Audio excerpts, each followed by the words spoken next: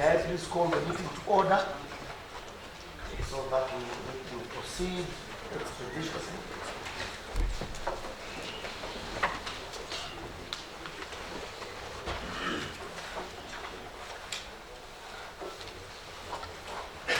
Once again, thank you, Communist Minister.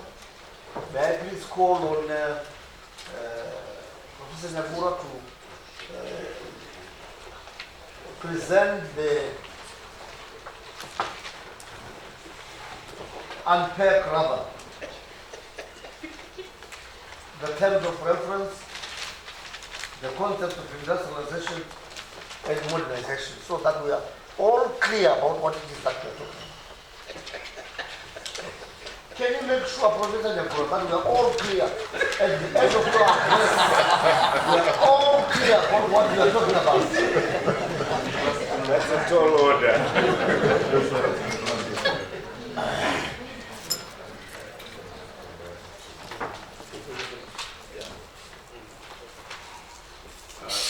Chair, I'll just combine the two. Say a few words about where you say make it whatever, and then the other one on observation of some of the best practices.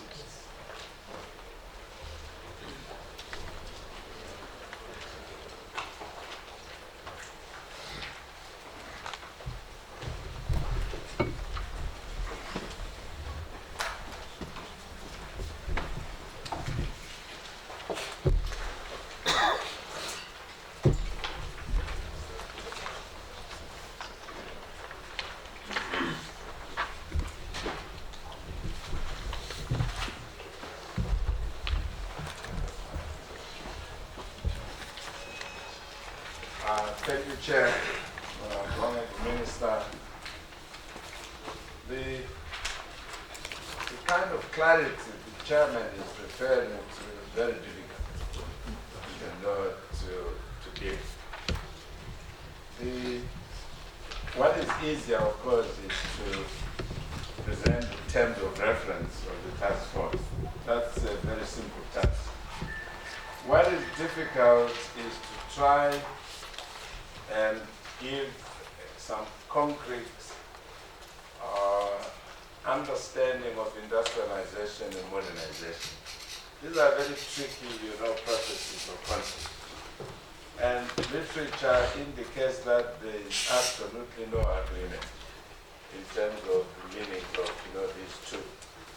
But we still have to try and get some kind of operational meaning to guide us as we are talking about transforming higher education to respond to these two major processes of industrialization and modernization.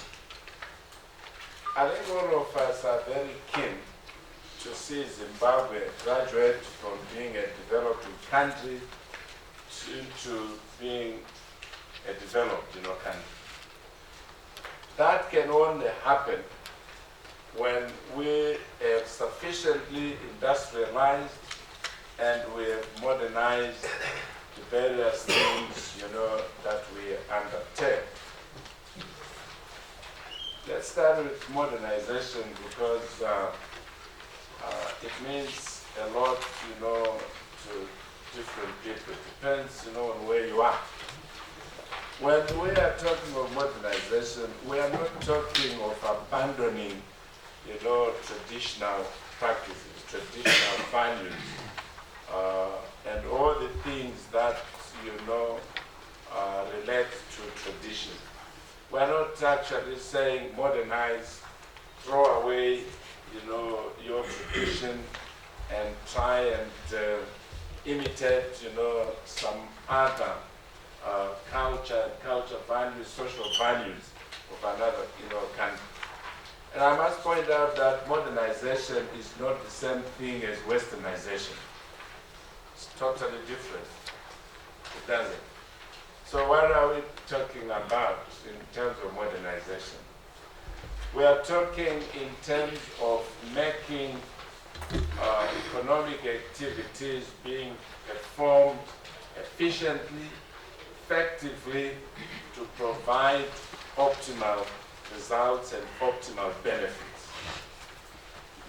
If we look at what's happening in the agricultural sector right now, obviously there are lots of things that are happening to modernize agriculture.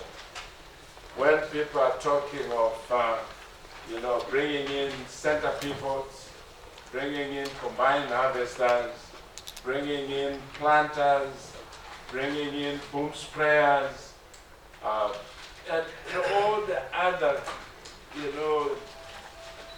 not just physical equipment, but also the chemical.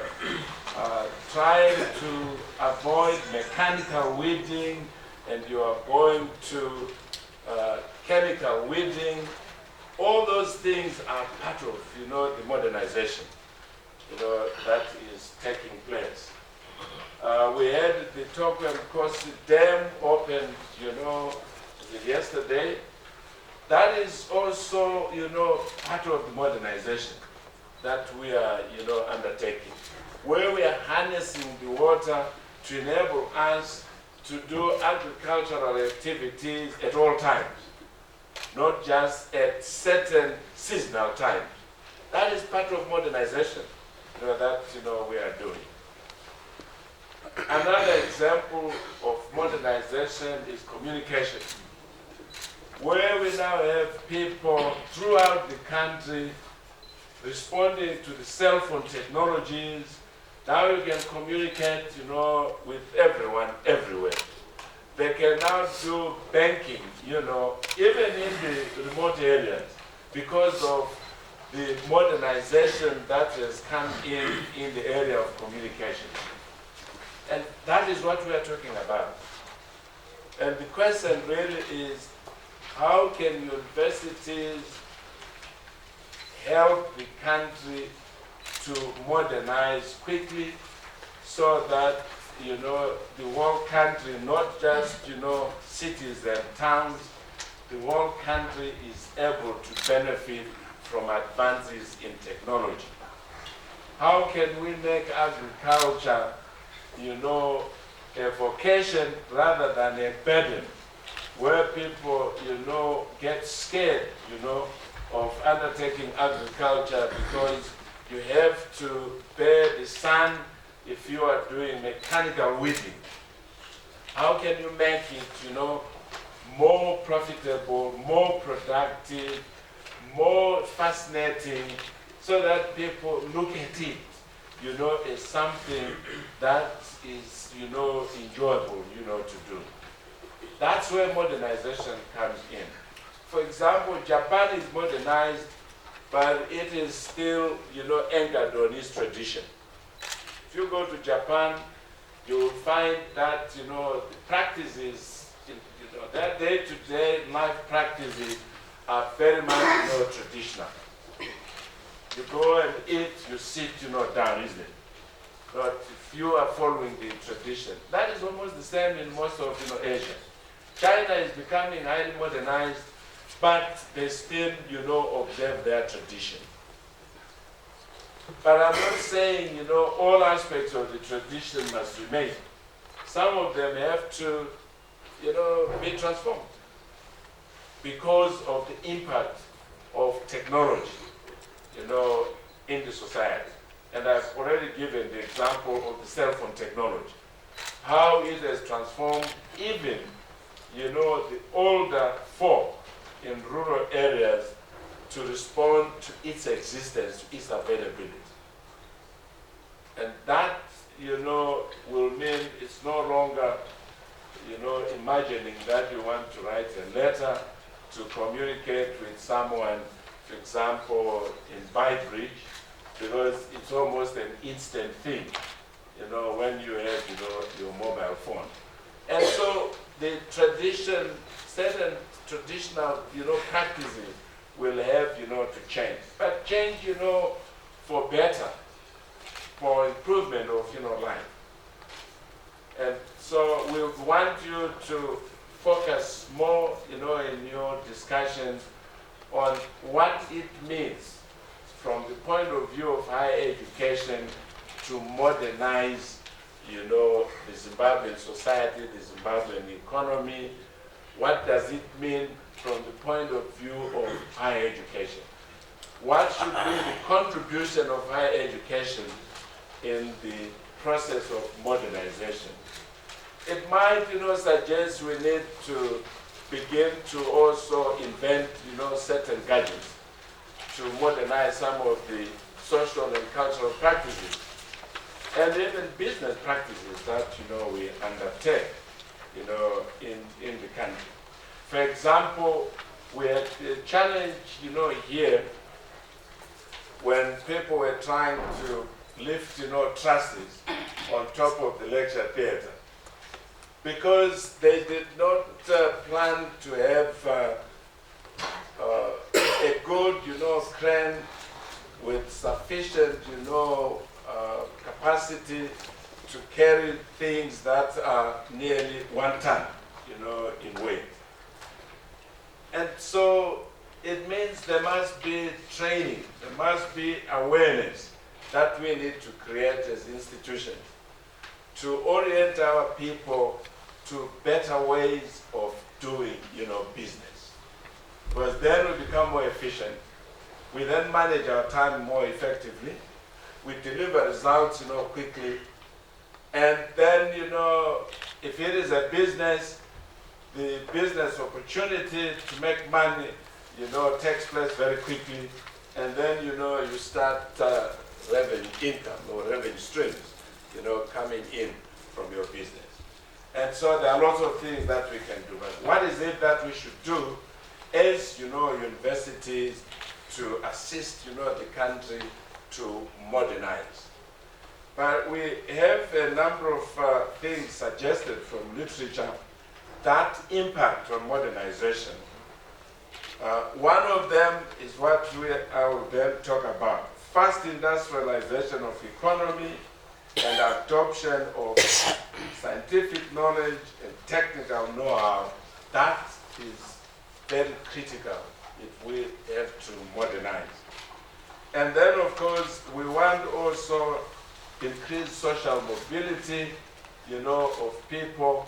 You cannot, you know, quarantine people in specific areas because then they have no access to information. They have no access to, you know, the new advances that are taking place, you know, in technology.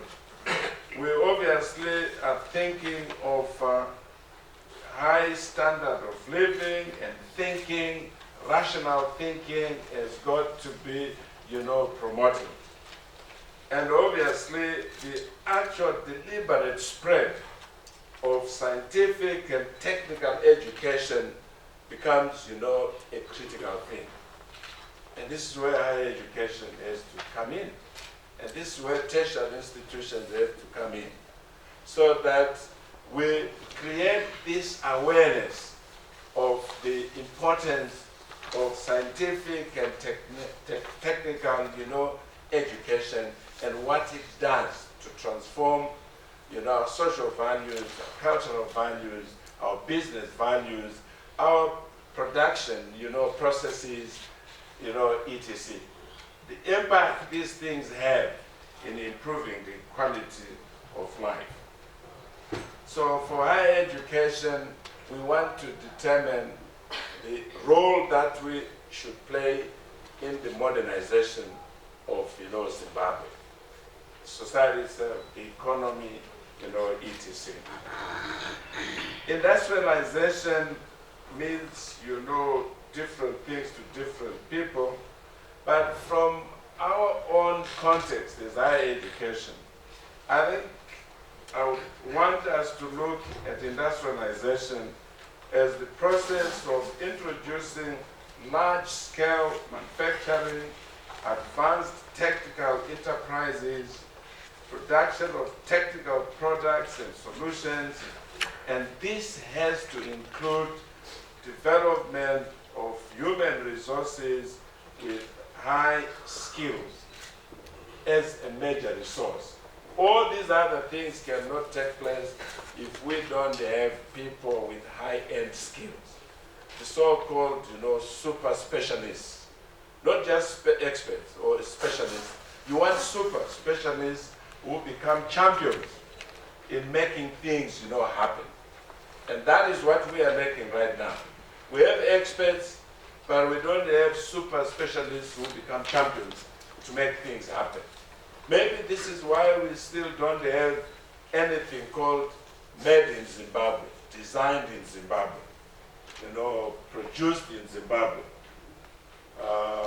We don't even have, intellectual properties that, relate to us as a country, where people are saying, this thing, originated, from Zimbabwe.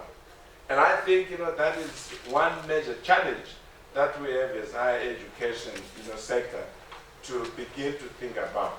Why is it that we have not come up with many, things, even many visible things that would elevate the status of the country, the status of higher education as making contributions? The internet we are using now was a secret communication vehicle for the American Army, and this was developed by, California State University. And suddenly they saw the business opportunity in it and opened it up. Now it is a global village, facility, isn't it? But those kinds of things originated from universities. And I think, this is now what we need to think about. Let's look at the example given by the Honorable Minister of National Technology University in Singapore. Germany is quite advanced, but you would be surprised, that BMW would go to a university in Singapore to produce, parts for the BMW. But Germany is a high-tech country. But you see, the German universities have been beaten by the National Technological University in Singapore. And hence they've secured, this business to do for the BMW, motor industry. And so it doesn't matter where you are. If you are able to deliver, you can be better than those which are viewed to be highly developed, to be specializing, in something. We cannot doubt, the technological advancements in Germany. But it was a surprising thing to all of us that a university in Singapore with a very small population, I think 5 million, is able to capture a business from such a vast, country with advanced, technology. They have done the right thing, went into applied research, converted their research through innovation into products that have attracted recognition from, outside, Singapore. And now they have, that business. The other business they are doing, Rolls-Royce, of course, we know originated from, I think, UK. But here is a 26-year-old university producing components for such, a prestigious, motor vehicle. Because they've done, the right thing in terms of technological products, in terms of the applied research, conversion of that research into products that have attracted, attention, not just in Singapore, but outside, Singapore. So we want you also to focus on industrialization from the point of view of higher education. What is it that we should do? Obviously, mining and agriculture are the key, sectors of our economy, but there's nothing that we have come up with, especially, in mining. There's nothing. People are still using classical methods of processing gold, processing platinum. People are even using mercury to process gold, which is so harmful. Sometimes people use cyanide, like we saw in the Kwekwe area, where then cattle, die from drinking water contaminated with cyanide. It means we are not, doing what we are expected to do as higher education institutions, providing solutions that make, things happen efficiently, effectively, reducing all these hazards that, then come our way, leading to loss of, life of animals and even damage, to the environment. And so what sort of activities should higher education institutions, participate in order for us to promote industrialization of, our country? The model that, was given, applied research, then innovation as a vehicle for translating the applied research results and resulting in some product or solution which should then lead to the establishment of a business. So it's research, innovation, technological product or solution, development of a business. That is the kind of thinking that we now need to, take into consideration in higher education institutions, so that we are able to make meaningful contributions to the industrialization and modernization initiative of, the country.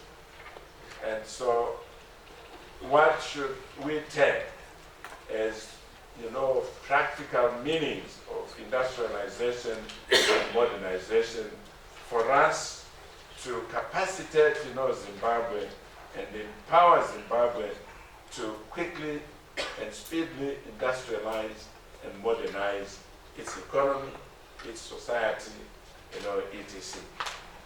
So we leave, the details to you. But as I have said, the two terms, industrialization, modernization, are very tricky terms. There's lots of debate, on the term. You don't have any reasonable consensus universally about what, these mean. But what we need to take into account, modernization is not equivalent or equal to westernization. It's totally different, things. Chairman, the next thing I need to highlight is a few identified best practices from the institutions that we visited. If we have to contribute meaningfully and productively to industrialization and modernization, then we need to look inside the institution and see what we have. And let us compare what we have with what we saw in the universities that we visited. Because the things obtaining in the institution define the contributions they make eventually. And these are some of the observations that we picked up constituting what we might term best practices. For example, in almost all institutions we visited, they concentrate on hiring and encouraging people with a PhD qualification in their area of expertise. You cannot do a first degree in Martian science, and then after that you do a master's degree on science of Jupiter, and then thereafter you come and do a PhD in management, and you say I'm an expert in Martian science. You cannot call yourself an expert. So it means you need to look at individuals with a good foundation degree which has been enhanced by a good master's degree in the same area, and which has been then finally mastered at a PhD level. Those become the sources of your super experts or super specialists that you require in order to make things happen. So every academic member of staff must have a PhD qualification built on the bachelor's and master's degree in the same area of study to guarantee unquestionable expertise of the individual. That is not obtaining generally in our institutions, and it is something that we need to think about. how do the professors and all the researchers manage to do meaningful research? It means there must be good management of time. And the good management of time that we saw on average, looked, like this. 40% of the time is put on research, 40% on teaching, and 20% on service. And this is service to the university, to government, to the society, or to the community. So that, I think, gives us a guide.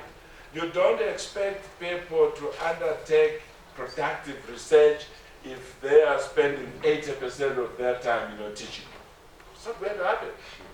We will never produce anything, useful. It's not going to happen. So the management of time was also an important factor in terms of what these, researchers and professors were contributing towards, the industrialization and modernization of their own, countries. But it was also quite interesting to see how they viewed the academic, business. And in this case, you are looking at three categories of your teaching staff. Those who think they were just meant, to teach and not, to do any serious research. I'm saying serious research. They still have to do some research. And then those who have convinced the system that they are researchers, these are the associate professors and the full professors, or your research, fellows that you might have, in the system. So what happens in this particular situation in terms of the strategy of promoting productive, research? Where those who are viewed to be teaching staff, they'll, carry a heavy load, and the chairman has already referred to it, Professor Zobo. They will carry between 4 and 5, courses of teaching per semester. But that's all their passion for. Their passion, for interacting with students, and so forth. And then they're expected to produce 1 or 2 publications per year. So they cannot, completely shun away from research, because research must inform teaching, so that we guarantee that students are being exposed to the most recent information in the area where the individual is teaching. And then, of course, they still have also to supervise between 15 and 20 undergraduate, students. And one thing we noted, which was very interesting in almost all the universities, was that undergraduate students begin to be exposed to research from year 1. The year they get into the university, they are now being exposed to research methods, research issues, how to identify a research, project, a research topic. And when they get into their second year, they are now beginning to work on their research project from the second year. Now, in most of our situations, people tend to be told to work on their research activities in the last year, final year of their study. That's why we are not producing anything too useful. And we need to change. So that, we bring in the element of inquiry, the element of, investigation right early when students come to us. Not when they are about to depart, from us. Because that is already too late. And so that we thought was a very interesting, practice. And as a result, universities like National University of Singapore, National Technological University in Singapore, they have hundreds and hundreds of innovations, inventions, by students. In fact, at one of the 2 universities in Singapore, a business that was developed by a student was eventually sold to an American company for $30 million US. $30 million. If we can, reach that kind of level, then it means we are even moving towards reducing our dependence on the fiscus, for those who are public institutions. And so, but it cannot happen if the student is working on the research project, in the last year of his or her, study. It cannot happen. The time to mentor the student, to incubate the idea becomes too short. And if it starts, early on, then of course the idea might mature and then translate into an enterprise. And then, further incubation takes place. And once that is done, the patenting registration of the business takes place. And once it is like that, then it becomes, not just a shelf, business. It's an active business which you can then sell and probably remain with shares, in the business. And so it's a practice, I think, that we need to pick up if we have to start making, useful contributions. When it comes to graduate students doing, research, this is not a responsibility of the staff who define themselves as teaching staff. It becomes the responsibility of the associate professors and full professors. We noted that for associate professors, they are expected to supervise at least 2 PhD students. In addition, 4 master's, degree students. And furthermore, 10 undergraduate students. They must benefit, from those with, super, expertise. Well, that's what, enables students to mold their ideas to produce meaningful products, meaningful prototypes that then can be further developed into, genuine products and hence resulting in business, establishment. And then the individual is also, the associate professor is expected to teach 2 or 3 courses, per semester. And here is something which was, quite fascinating. Associate professors and full professors are expected to produce 5 publications per year. It's either publish or perish. One of those things. As a result, universities with these kinds of outputs rank very highly. They are considered very highly. They are able to attract the best, talented people in different areas, as we saw at the National Technological University in Singapore. There are some of the best, minds from all over the world, from America, from, Europe, literally from everywhere, because they are viewed to be productive and progressive, institutions. Institutions that have got a vision to contribute to the national development, not just of their own country, but even of other countries, as I have given you the case of the National Technological University in Singapore. And so the same, sort of expectations are given to the full professor. Full professors would then be, left to do minimum teaching, but focus more on PhD research, students, in order for useful things, to be put on the table, eventually. So they're supervising at least 5 PhD students, 6 to 10 masters, students, and still they pick up, undergraduate students. Bright, innovative, creative, highly creative, students who have something, tangible in their minds they think they need to produce. And so these are given super mentorship, from a full professor, a super, expert, in the area. And then, of course, publications, they must, produce, at least 5 publications.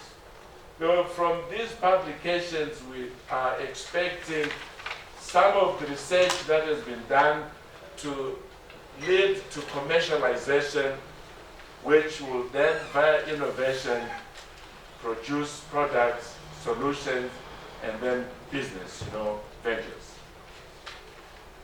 The other thing that we noted constituting best practices were the curriculum characteristics.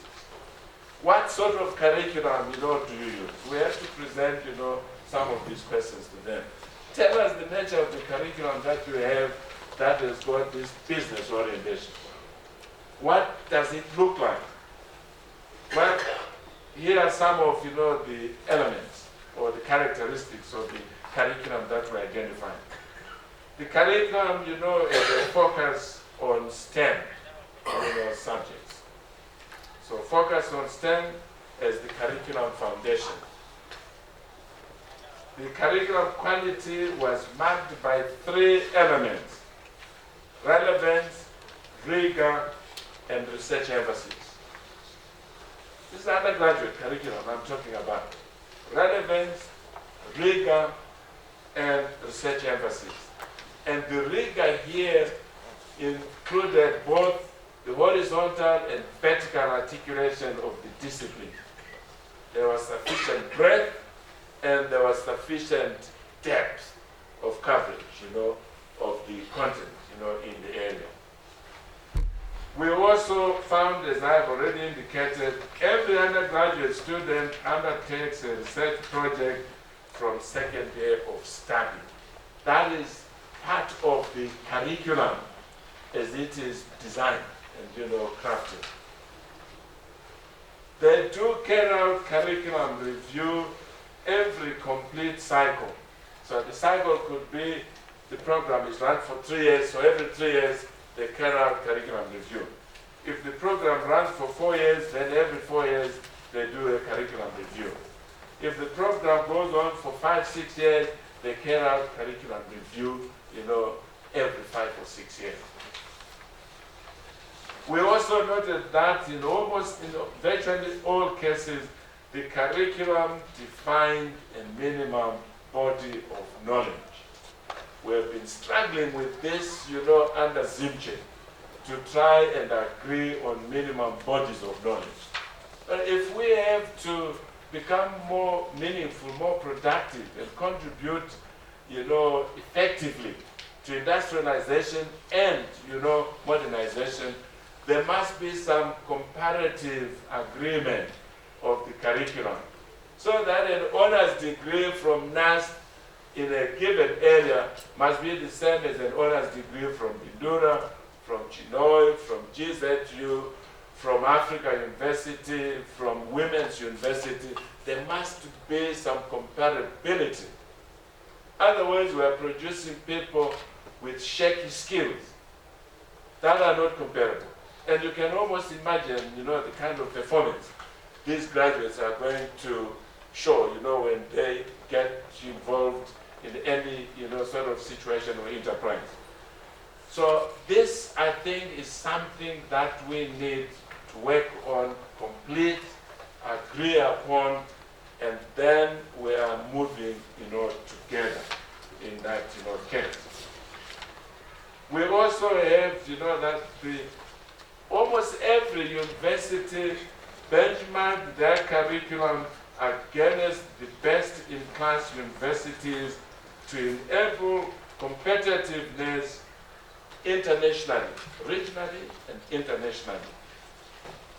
And some of them were saying, oh yes, we like, ranking because it becomes a strategy of marketing the programs of the institution. It also enables us to attract the best talented, academics. It also helps us to attract the best, talented, students to come to the institution. So we should not, shun, rankings. We need, to look at what, best universities are doing in order to improve the perceptions that people have about universities in the country. Because it's an issue of perception. You are considered to be number 1, number 2, number 50 or no number at all because of the perceptions that people have outside. The other thing we noted here was that the curriculum was crafted in such a way to attract the best students nationally and internationally. And also, one aspect we noted, a quality curriculum together with productive, highly qualified academics and excellent, well-maintained infrastructure will place the institution in good ranking positions continentally, regionally, and internationally. So what we are saying, is, all the places we visited, you could only be, really satisfied with the ambience of, the learning environment. It was, super. And so it's not, something that we should, neglect. It is something that we need to take, into account. The National Technological University in Singapore took, a position that they have, almost all their students on campus, almost all their teaching staff, on campus. So they have a community of, knowledge, a community of learners, on campus. It's a beautiful campus. Most of the lecturers are there, they have houses. So if we want to attract, good people, talented people to come our way, then I think this particular observation becomes important. Provide decent accommodation to the talented individuals you are trying to target, to join your institution. Create a good environment that enable, your staff, to excel. That was one condition we found. How do you retain, the staff? It's not just monetary incentives. It was also good governance and an enabling, environment that enables the staff to excel in what, they are undertaking. And so those are some of the things we, derived, or observed as best practices from the institutions that we visited. The last thing is value of research output. Research output can only be considered to be of value if it leads to something. If the research is to lead to something, then we must follow certain development models. One of them has been, given. But the three that we, identified from the institutions that we visited, as follows. It was very clear, for example, at the private university in Malaysia, that's Petronas University, they were using, and other universities, they were using the model research, innovation, and enterprise. Others were using research, innovation, solution, and then business, arising from it. In Cuba, where we went to see, the center that produces, medicines or medications, we saw, something, because you are dealing with something where the tolerance level should be very low in terms of a drug. You can't have a drug with more than a certain percentage of impurities, in it. And the model they were using was, the applied research, product development, product testing, and then enterprise. And so we are saying, if we want, to make meaningful contribution to industrialization and modernization, let us change the way we are doing, business, the way we are teaching students, the way we craft the curriculum, the way we implement the curriculum, the way we assess, the curriculum, the way we mentor our students. Let us end up with incubation centers in our institutions to ensure that what we are doing in terms of industrialization and modernization makes, sense. Some of the terms of reference for the task force, some of them were already mentioned, and I think, you can discuss some of the remaining ones in your working groups. I thank you very much.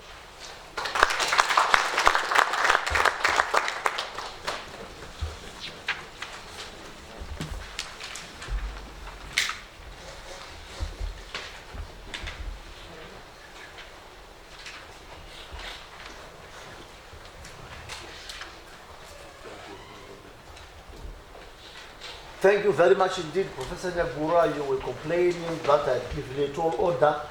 Turned out it was quite short. Very well illuminated. Since this is the first interaction, we can leave the details to future interactions. But thank you for highlighting the key areas regarding this particular subject. Now, are there any questions that you may want to raise very briefly so that we move to group discussions? Yes, sir. Thank you. Yes, I agree with your assessment, Mr. Chairman. This was a very comprehensive and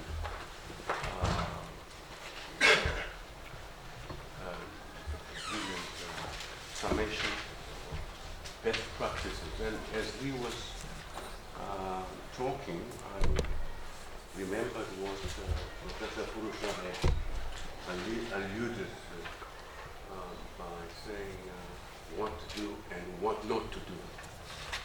And we just had a very good presentation of what to do, what have we learned from this study tour. Are we going to look at what not to do elsewhere, or we're supposed to also discuss it in this context of best practices, or are we going to address it sometime later? What not to do? Thank you, Mr. Secretary. We had thought that perhaps the first thing to do is to agree on what to do. Start on the positive side. And as we navigate the terrain, we can then identify in the process what not to do. Do I speak well, my colleagues? Yeah, sure.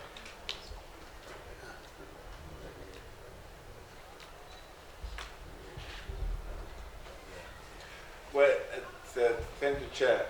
One thing, of course, now when we were in Cuba, the medical universities they have in different provinces, what we were told, which we said we were never going to do that, was that their thinking is that they want to keep the people in a given province, there.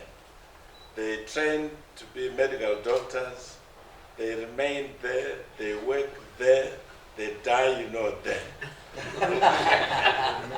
They marry there. And we said that is one thing we'll never take. Because it has got very obvious, dangerous consequences. One, you are promoting, a serious, issue of regionalism, no integration. You can easily have people eventually, imagine, if that was, to happen. When are you going to have integration? Where are you going to have this, mobility of your population? What happens if you have a top talent in province A1 who is supposed to come to a national center when you say you remain, there? So you lose out, in terms of even this, what we saw in Singapore, for example, where talent is not just only coming from the country, but from other countries.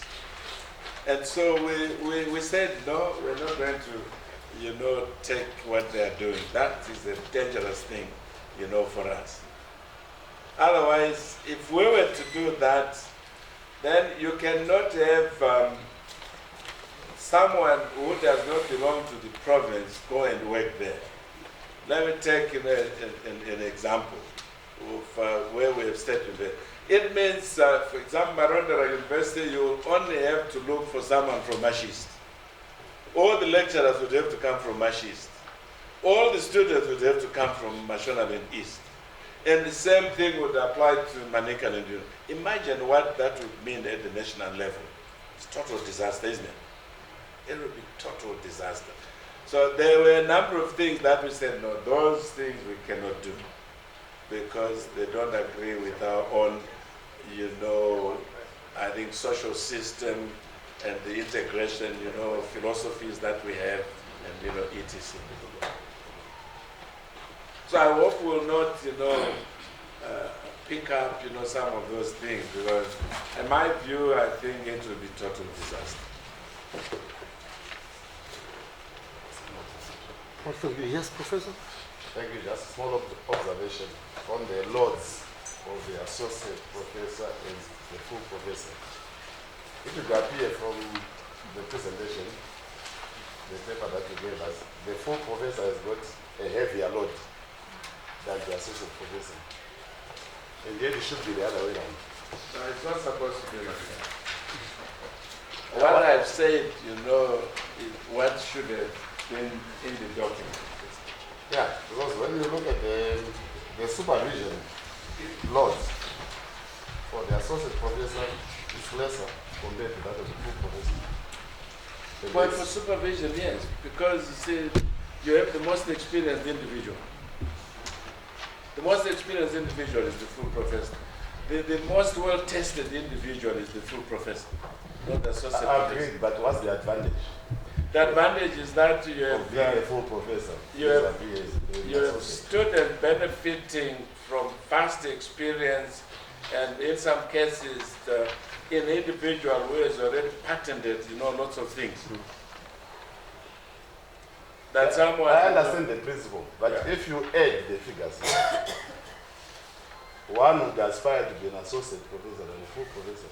No, I think it could be just for the undergraduate, it was supposed to be almost a small number, there. Yeah. If we are to reduce, You look at the teaching. Yeah. The associate professor is more teaching. that's one. That's one course.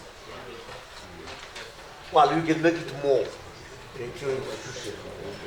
These are just examples of how we can do this studies. Professor? Yes. Thank you, Chair. I just want clarification on curriculum characteristics. Whether these apply to the universities that you visited, or is this a trend throughout the university system in the country? Well, we're looking at the best universities, but there's no need to benchmark against the weak universities. Don't linearity. And all the universities we visited are high-flying, institutions. And so you only take best practices from best, university, best in class, not every Tom and Jack, kind of thing. And these are the characteristics. If we want to be like them and be productive like them and contribute like them to national, development, then we must look at the structures of the systems, they are using to be able to, behave and perform, like them. So when we don't want, why do you want to benchmark against weak universities? There's no merit. So let the weaker ones also in those countries, emulate, the best ones. Well, then you have a lifting effect, an improvement, effect. The point of my question is whether you are saying we should encourage all universities to go this way in our own country in terms of applying for. That's why they are all here. All the universities are here. public and private. And what we are saying is, as a consortium of higher, institutions, this is now the direction we should be thinking about, in terms of going. Because every university must make a contribution to national development, to industrialization and modernization. They cannot say, no, we are not part of, the initiative. No. If they're in Zimbabwe, then they must do what Zimbabwe wants, what Zimbabwe aspires, to be. And they cannot work for another country which is outside Zimbabwe when they are in Zimbabwe. Yeah. Thank you, Chairman. I think this point that is being made is very important because one would imagine that we are talking about the need for a higher and tertiary education, science and technology development sector in Zimbabwe, which has state universities and private universities. There are now 15 that are actually operating, but 3 which are being incubated, and 2, one which is yet to be constituted in terms of its council and so forth. That's the Pan-African University of Mineral Sciences. And then the National Defense College, which has now become a university, bringing the total to 20. And in terms of other things that you are doing, there may be 2 or so others that are about to join the rest. In a country with 14 million people and 22 universities, these 22 universities should contribute to the country. And there must be something about them that is common to them in terms of their teaching programs, their research programs, and their community service programs. That's why we have a regulator. And so we are talking about all of the universities. Some of the things that arise from what's being suggested and what is going to emerge as a result of what is being suggested will lead to legislation. And we have already said that we are in the process of coming up with a new law. So if it's legislated, then it will affect every university, whether public or private. The rest will obviously come out of the universities themselves through their processes, the councils, the Senate, the academic committees and so forth, but responding to national needs, the research needs, business needs, and yet some other implications will arise from what the regulator does. And what I thought is interesting or is even missing from this presentation in terms of best practices is the role of the regulator. You had asked this question yourself, Professor Ngamele, what did they find out? I think it is quite interesting. One of the things that came up or is practiced by the universities that we visited is that the expectations of the regulator are the same as the expectations of the university, such that where, for example, there is an expectation that the academic staff or minimum qualification for academic staff is a PhD, is the same as the regulator. The minimum qualification of a staff for the regulator is a PhD. But the emphasis here is production of high-end skills. You know, Professor Nyagura referred to them as super specialists. There is an expectation that the regulator should have super specialists also.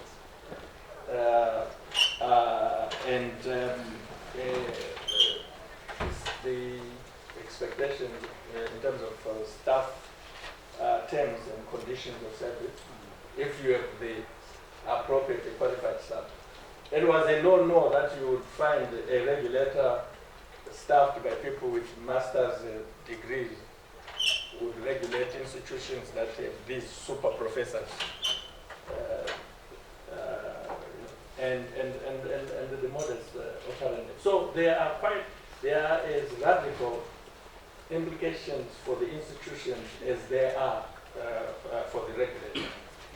But I thought, Chairman, with your indulgence, Professor Mako was raising this issue about associate professor and full professor, and he gets the impression that the full professor is working as a slave.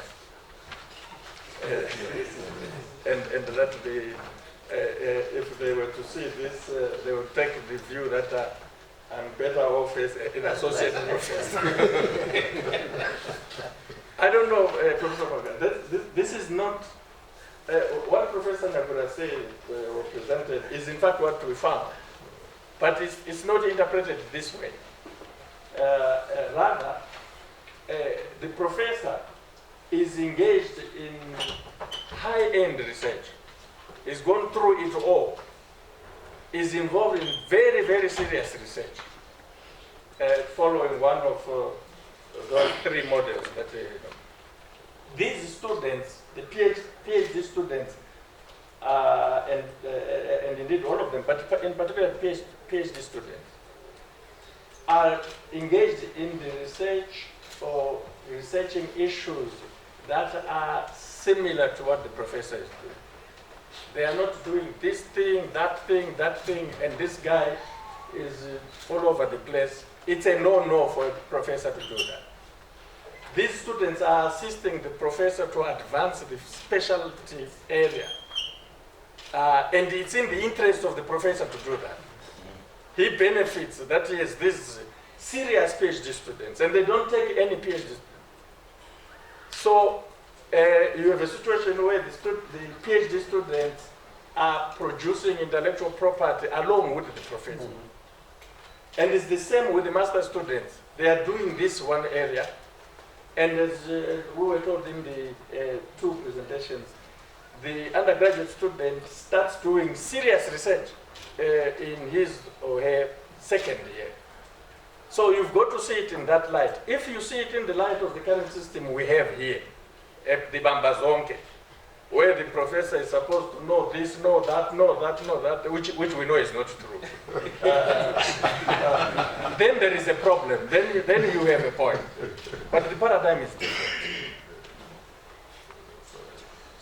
Chair, can I just then complete my question by saying that the idea was to make sure that all understand that if the regulator is making demands in this regard, they've got the authority to do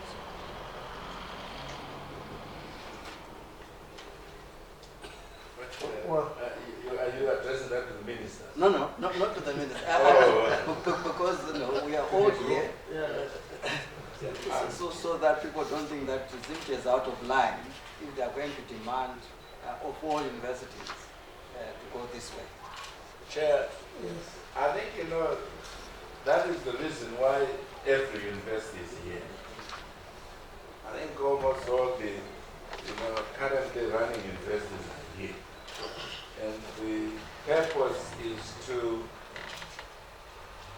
share the experiences we found, from these countries that we visited. And then try and then map, the way forward in terms of transforming. Remember, this is a workshop on transformation of higher education. It's not just to talk about higher, it's really to transform higher education so that it is responsive to the national agenda of industrializing and modernizing, That's why all of them are here. And that's a big advantage to Zimche, because all the leaders are hearing. And we will, after the discussions in the workshop, I hope we are going to have some consensus of the way forward and the kind of things, we agree to do. But Chairman, through you, may I say, because I'm sure he said he was not asking me the question, but in fact he is asking me. I think along the lines for what Professor Nyagura is saying, that this is a conversation about transforming it from one paradigm to another.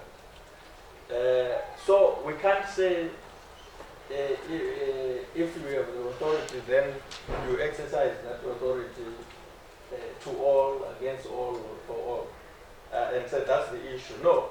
In fact, what arises here, as far as the regulator is concerned, is that in order for the regulator to have the authority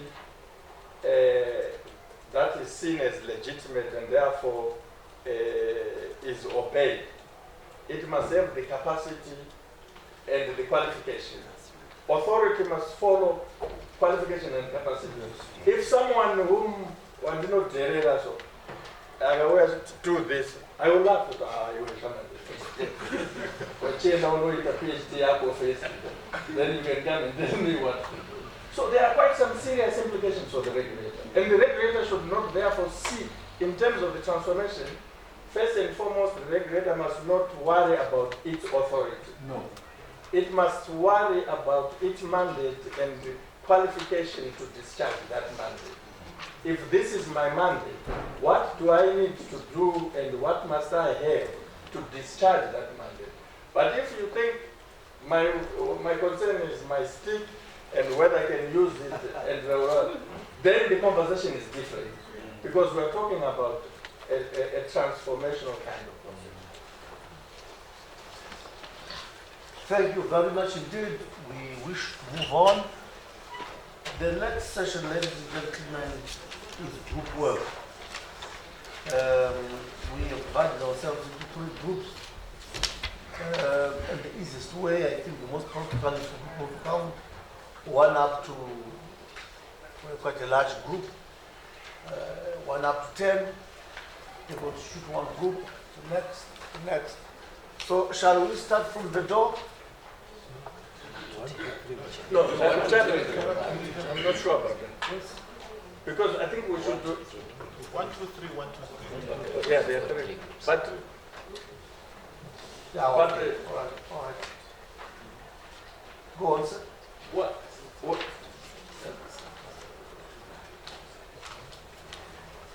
Yeah. If you, the way, I don't know, because Chairman, it's you who has come up with these groups, but when we look at these groups, we see an invitation for certain skills. We don't see a 1, 2, 3. Because All right. if you do that, you are just going to have people talk about things much as they might want to talk about them, they simply don't know anything and will not do it. So how do you propose that this be composed? The various group, do we ask for volunteers in each group based on expertise?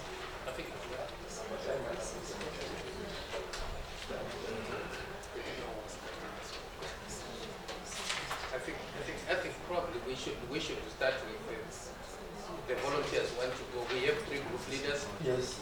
And then we read the area. People have the program to see the groups we have, and then probably identify where they think they will contribute most, and then we can Then the rest can be fitted if we have core who know this is our area where we would like to contribute.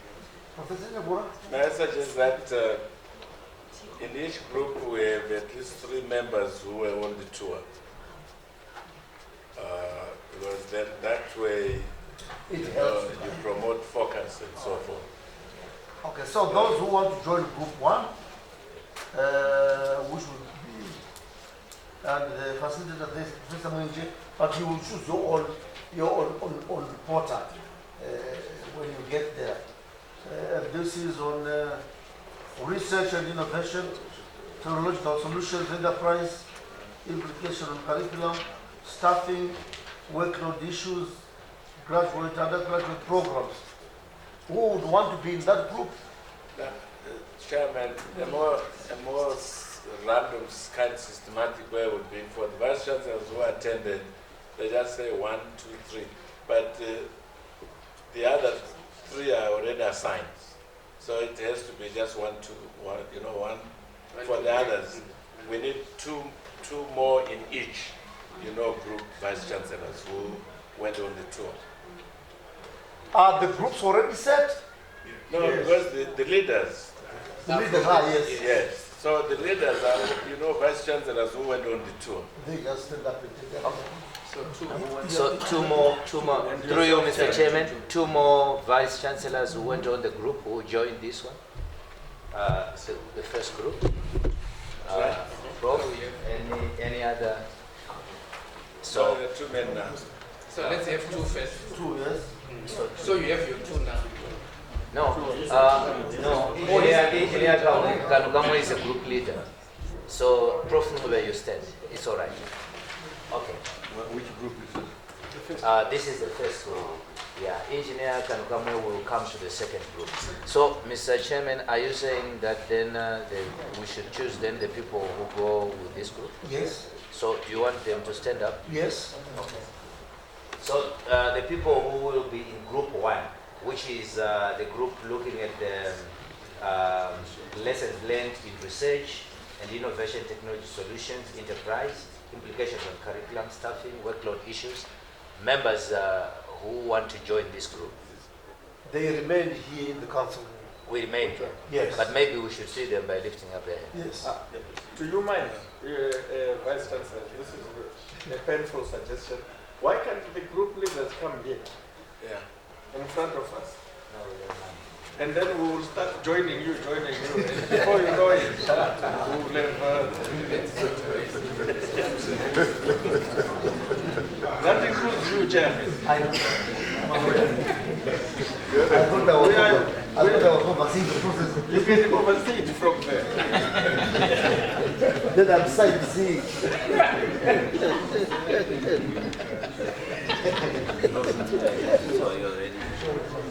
It's an election. So those who have already elected, they are elected. Those who have joined, they can join their group.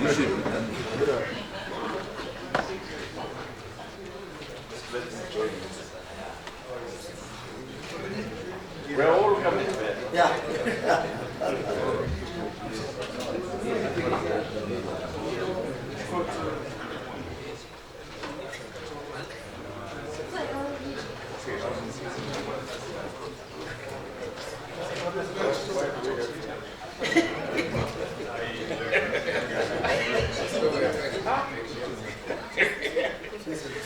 As a group, you don't have to queue. You just stand nice.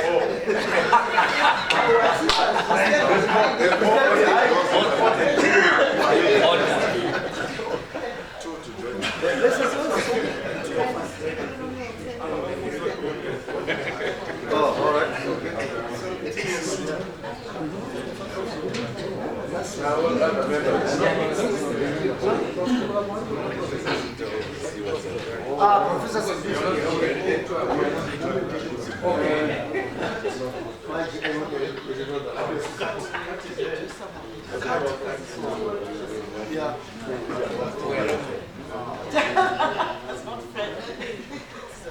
Professor Swander, please join us. Why do you want me across? All the other members who are there, you now have to join some group. So we need to choose. We need to have 3 in Panama. Technology in Panama. We have 3. How am I Where is Dr. Chanakes? I'm here. Why? Because minister is saying they should choose. Okay. That's what he said. Okay. There are too many there. No, I think Dr. Chanakes, where you are. We have to look here.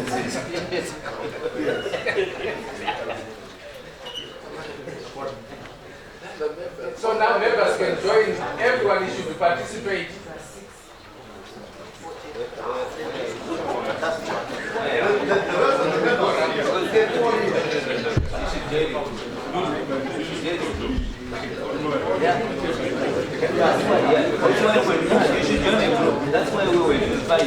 No, these are not joining. They will be coming to every They are roving.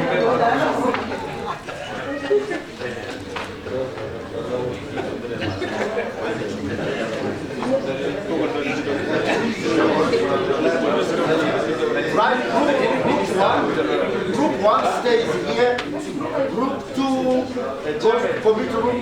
I'm coming to join your group. All right. Group three goes to library seminars. Yeah, we'll find group two, committee room. Which is across, GRP two. which is across where we have to see. Yes.